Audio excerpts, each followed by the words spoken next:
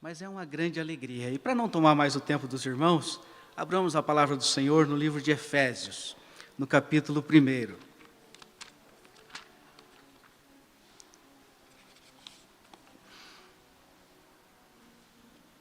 Encontrou aí? Amém? Efésios capítulo 1, a partir do verso 3. Para ganhar tempo, nós vamos ler o texto e depois seguir. E eu peço aos irmãos que os textos de apoio, nós estamos aqui na abertura da escola dominical, não é um sermão, é uma meditação. Eu peço que os irmãos peguem uma caneta, como bom bereano, e anote a referência auxiliar, para depois conferir, né? Para ver se as coisas realmente são assim. O pregador tem muito pouco a dizer, mas a palavra de Deus sempre tem muito a dizer. Amém?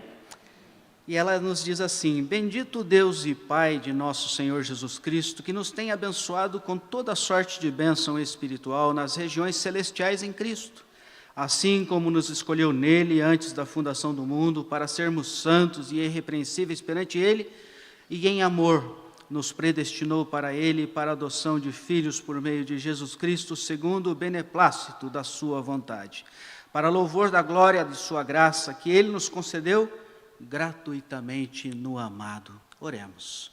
Querido Senhor, santo é o Senhor e santa é a tua palavra, e nós te rendemos graças nesta manhã pelo dom da vida, porque o Senhor mesmo é que nos trouxe até este lugar, o Senhor mesmo é que nos deu a salvação, e pela tua graça imerecida a nós, o Senhor nos chamou para este teu trabalho. E Deus, nós sabemos que o Senhor não necessita do homem para a manifestação da tua palavra, mas o Senhor aprouve a ti mesmo, Deus, convocar servos e servas para esse ofício. E é por isso que nesta hora que nós falaremos da tua santa palavra, nós nos humilhamos aos pés da cruz do Salvador, clamando por misericórdia. Fala, Senhor, com o teu povo, fala conosco, Pai amado, em nome de Jesus e independente de nós. Amém. Queridos, quando nós meditamos nesta palavra, e quão importante é o livro de Efésios, o livro que mostra a expressão multiforme da igreja do Senhor. Nós temos estudado este texto lá com a igreja do Jardim Aristocrata desde o mês de fevereiro, e vamos estender verso a verso até que chegue ao seu final, para que nós possamos ter essa compreensão da expressão da graça de Deus manifestada através da sua igreja, aquele que é o cabeça, que nos traz a esperança e a redenção. E quando eu pensava nesta manhã sobre este texto, não só nesta manhã, né, mas também durante a semana, eu pensava justamente nesta reflexão desta manhã. À noite nós também falaremos em Efésios, mas eu vou falar do capítulo 2. Mas o capítulo 1 nos mostra a esperança que podemos ter em Cristo Jesus. Eu ando, às vezes, por nossas igrejas, e quantas vezes eu vejo pessoas que sofrem por não ter a certeza da redenção, a certeza da salvação, que tentam de alguma forma comprar o favor de Deus, que tentam de alguma forma pagar por aquilo que Deus já nos deu. Quantas vezes eu encontro pessoas sem esperança, sentadas nos bancos das igrejas, preocupadas, aflitas, porque uma hora se entendem como servas de Deus, e outra hora se entendem como perdidas. O pecado, acusando as suas próprias consciências, os levam a entender que não são dignos de Deus. E realmente não somos dignos de Deus. Mas a nossa esperança não reside em nós mesmos. A nossa esperança reside na graça do Senhor. A nossa esperança reside no Pai, no Filho e no Espírito Santo. A nossa esperança reside no Pai que nos redime, nos elege, no Filho que nos redime, no Espírito que aplica e nos sela a salvação em Cristo. E eu quero lembrar estas coisas aos irmãos brevemente nesta manhã, para que nós possamos ter os olhos fixos na nossa esperança. E a nossa esperança tem nome. A nossa esperança é Jesus Cristo. E é por isso que nós precisamos olhar para Ele e ter nele firmado aquilo que nos dá esperança. O profeta Jeremias, no capítulo 3 do livro de Lamentações, no verso 21, ele diz assim: eu quero trazer à memória o que me traz esperança. Eu quero trazer à memória o que me traz esperança. O apóstolo Paulo, quando escreve da prisão esta carta aos Efésios, ele vai falar de algo assim, ele vai trazer à memória dos Efésios aquilo que traz esperança, aquilo que traz vida. E nós temos vida no nosso Senhor. Nós temos vida em Cristo Jesus. Nós temos vida no Trino Deus. E ele começa, no verso 3, dizendo assim: bendito Deus e Pai de nosso Senhor Jesus Cristo, que nos tem abençoado com toda sorte de bênção espiritual nas regiões celestiais em Cristo. A nossa esperança não se encontra aqui. A nossa esperança não se encontra em nós.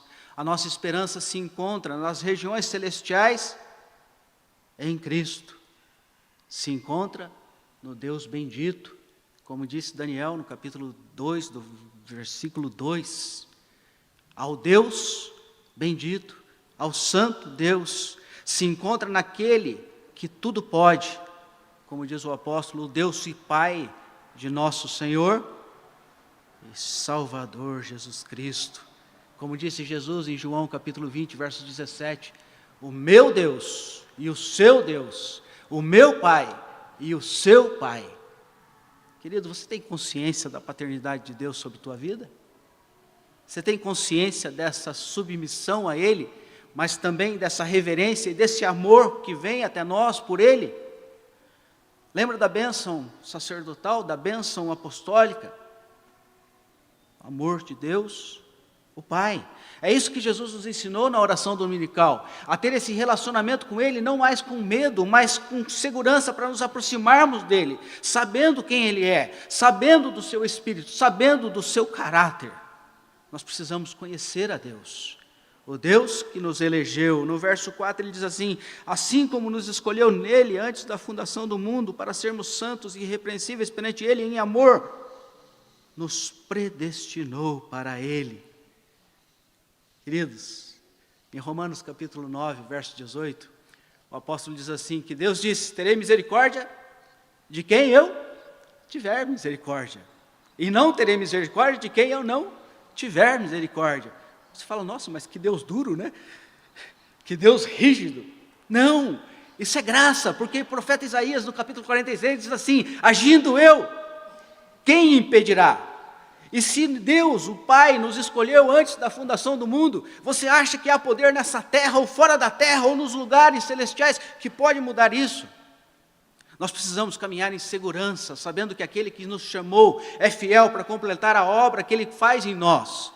Não que nós mereçamos, não que tenhamos algum mérito, algum valor, mas a graça dEle olhou para nós com ternas misericórdias.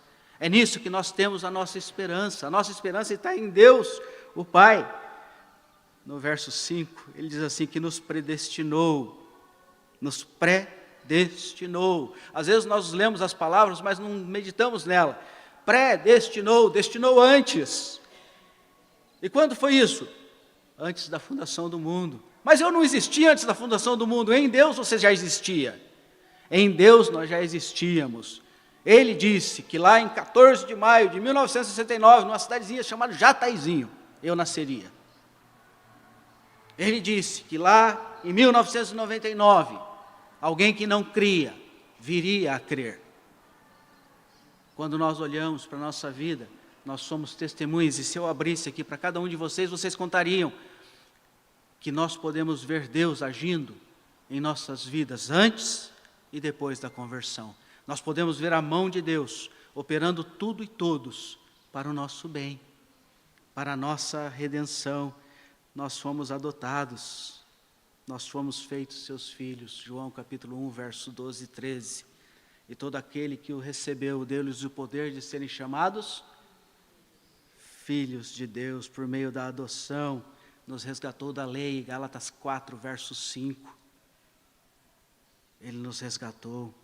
O apóstolo no verso 6, ele faz uma efusão de louvor a isso, e ele diz assim: para louvor da glória da sua graça, que Ele nos concedeu gratuitamente no amado, maiúsculo, amado, Jesus Cristo. É porque Ele vai começar a falar da outra parte da nossa esperança. É por isso que Pedro, no capítulo 2, verso 9, diz assim: vós sois geração eleita, sacerdócio real, povo de propriedade exclusiva de Deus, para proclamares as virtudes daquele que vos chamou das trevas para a sua maravilhosa luz. E rapidamente o apóstolo passa a falar aqui do Filho. É por isso que a nossa esperança está no Deus Trino, porque no começo aqui do capítulo ele fala de Deus Pai, a Trindade é manifesta nesse texto.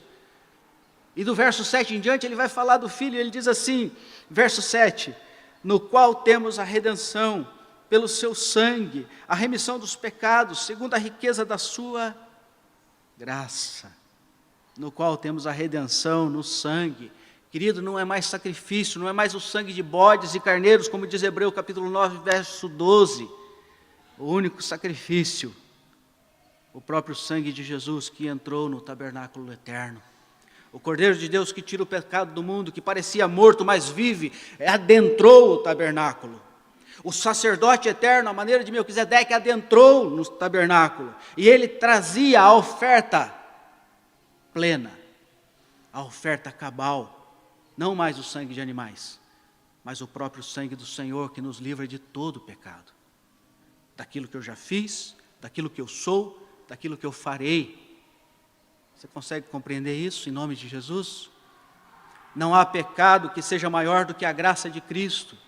Ele nos chama à redenção, Ele nos traz a redenção, Ele nos transporta das trevas para a sua luz. Colossenses capítulo 2, verso 1, 13 e 14. Colossenses 2, verso 13. Ele nos resgata, Ele nos transporta, tudo é Ele, tudo é por Ele. É por isso que o apóstolo fala em Romanos, porque dele, por Ele e para Ele são todas as coisas. A nossa esperança está em Cristo.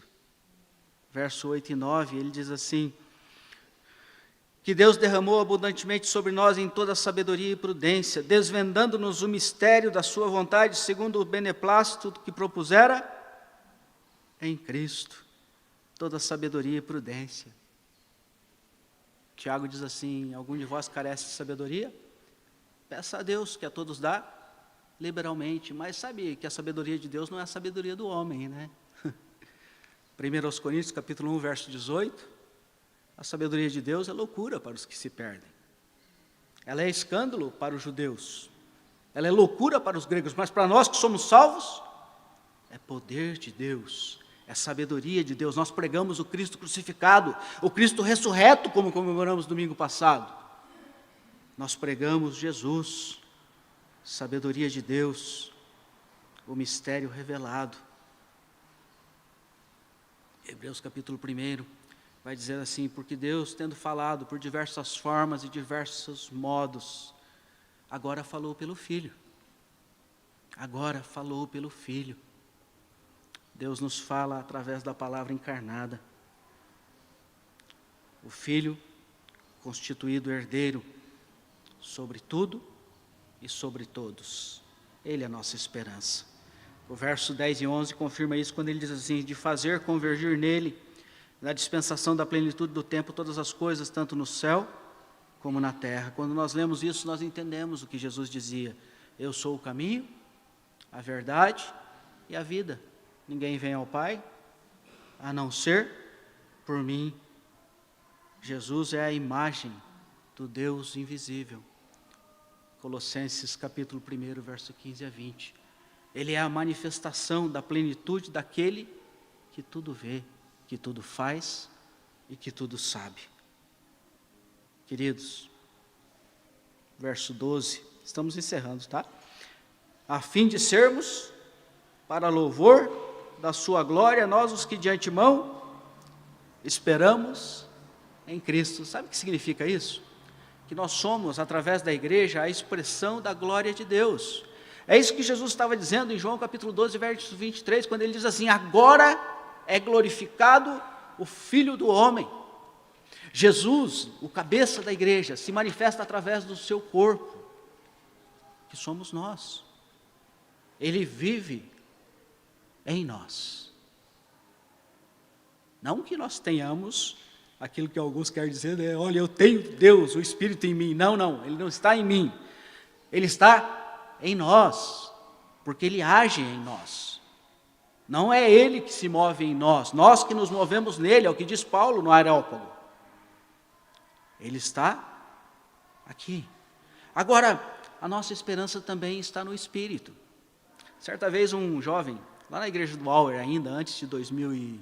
Nossa, estou me perdendo no tempo já. Antes de 2013, eu tinha uns alunos, eu sempre fico com a classe de novos membros, e eu gosto dessa classe. Todas as igrejas que eu passei pela igreja do Auer, pela igreja do Bairro Novo, e depois fiquei na igreja do Aristocrata, né, desde 2014. Mas todas essas igrejas eu sempre fiquei com a classe de novos membros, porque eu gosto dessa classe. Porque eu creio que um crente que recebe os fundamentos da fé cristã com clareza, vai ser um crente forte. Ele não vai ser enganado por ventos de doutrinas. Então, eu faço questão de ficar nessa sala. E certa vez um aluno perdeu uma aula e eu falei, olha, faz o seguinte, vai em casa na terça-noite que nós recuperamos essa aula. E ele foi até lá, graças a Deus está lá até hoje, né, com a esposa, filhos. E ele foi até lá e nós ficamos ali conversando até umas 10 da noite. E quando ele saiu, ele estava na porta lá de casa, ele falou assim, pastor, hoje eu vou dormir tranquilo. Eu falei, por quê, meu irmão? Ele falou, porque era um tal de perder a salvação, de ganhar a salvação, aí perdia de novo, e ele falou, quando eu não conseguia cumprir, que eu fazia alguma coisa errada, eu falava, meu Deus, estou perdido de novo. Ele falou, e agora que eu entendi a eleição, e eu entendi a perseverança dos santos, eu vou chegar em casa hoje, ele falou, vou dar um beijo na esposa, no filhinho, e vou dormir em paz. Eu falei, aleluia. Queridos, se a minha esperança está em mim, meu Deus, capítulo 7 de Romanos, miserável homem que sou, como é que eu vou confiar em mim mesmo? Mas o capítulo 8 diz o quê? Mas graças a Deus, porque Cristo Jesus me livrou do corpo dessa morte, a minha confiança não está em mim, a perseverança dos santos não está em mim, mas está no verso 13 e 14, veja comigo. Em quem também vós, depois que ouvistes a palavra da verdade, e todos ouviram, não ouviram? Romanos capítulo 10, verso 9 até o 11, não é assim? Com o coração se crê para salvação. Ele diz assim, a palavra da verdade, o evangelho da vossa salvação, tendo nele também crido, fostes selados com o Espírito Santo da promessa. Eu falei o texto errado, com o coração se crê para a justiça, com a boca se confessa para a salvação. Vamos corrigir, né? Mas fostes selados com o Espírito Santo da promessa. Às vezes essa palavra ela fica meio vaga para a gente, né? O que é selo, né? Já assistiu o filme de Idade Média? Que o rei manda uma carta, e aí alguém derrama uma cera vermelha, e ele põe um anelzinho ali, está selado. É isso, ele está dizendo, olha, ninguém abre, só aquele que é digno de abrir. É por isso que João chorava no capítulo 5, lá de Apocalipse, né? Deus nos selou, e daí ele continua e diz assim, o qual é o penhor da nossa herança, até o resgate da sua propriedade em louvor da sua glória. O qual é o penhor? Irmãos, eu espero que ninguém nunca tenha precisado disso, né? Mas já viu aquelas coisas que quando vai lá na Caixa Econômica, não é propaganda da Caixa não, tá? E você entrega uma joia lá, e eles te fazem um empréstimo com garantia? Aquilo se chama penhor. A tua joia vai ficar lá em garantia. Você sabe quem é a garantia da nossa salvação? Tem como alguém te tirar desse caminho? Há algum poder no universo capaz de fazer você sair disso? Queridos, não tem, né? A questão da nossa salvação é porque alguns crentes têm dúvidas sobre isso. Eu gosto dessa palavra, né? Quando ele diz assim, o qual é o penhor da nossa herança. É interessante, porque ele fala isso justamente depois de dizer que nós somos filhos. Quem tem herança? Mas esses filhos são também propriedade, é por isso que ele diz assim, o penhor da nossa herança até o resgate da sua propriedade. Nós temos a herança, mas nós somos a herança de Jesus. Lembra Isaías 53? E ele verá o fruto do seu penoso trabalho e ficará satisfeito. Queridos, é impossível não ter alegria no coração pensando nessa verdade. Sabe, o mundo em que nós vivemos não é um mundo bom. Os tempos são maus, mas eu preciso erguer a minha cabeça eu preciso saber aquilo que eu sou e principalmente saber aquilo que Deus é. A nossa esperança não está em nós. A nossa esperança está no Deus Trino, no Pai que elege, no Filho que redime, no Espírito Santo que nos cela, que nos garante. E para encerrar, abre comigo em Hebreus capítulo 4. Achou? Passei um pouco. Hebreus capítulo 4, verso 9. Achou? Amém? Um pastor amigo meu dizia assim: se achou, diga amém.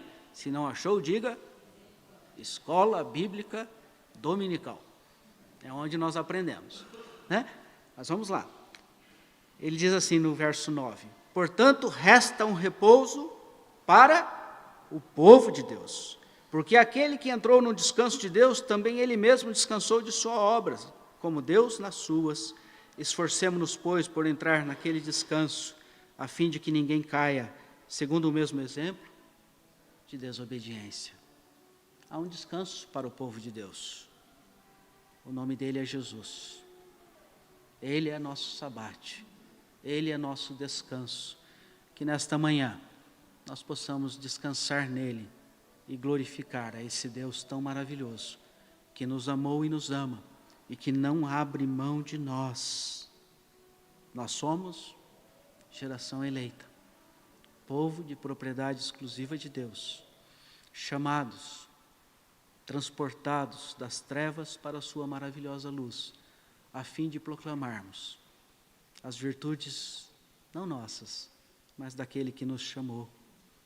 Nós somos instrumentos de Deus, filhos de Deus, como luzeiros no mundo em trevas.